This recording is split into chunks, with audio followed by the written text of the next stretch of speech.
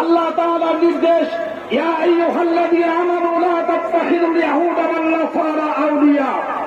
যারা জানেন ইহুদি তাদের সাথে বন্ধুত্ব রাখা এটা আল্লাহ তাআলার পক্ষ থেকে চূড়ান্তভাবে নিষিদ্ধ ঘোষণা করে দেওয়া হয়েছে। আমরা এতগুলি মুসলিম দেশ থাকা সত্ত্বেও আজকে মুসলমানরা মার কেন খায়? ওদের বহুদিনের পরিকল্পনা, ওরা আশেপাশের মুনাফিক শাসক বসিয়ে ওরা এভাবে দুর্গ তৈরি করেছেন।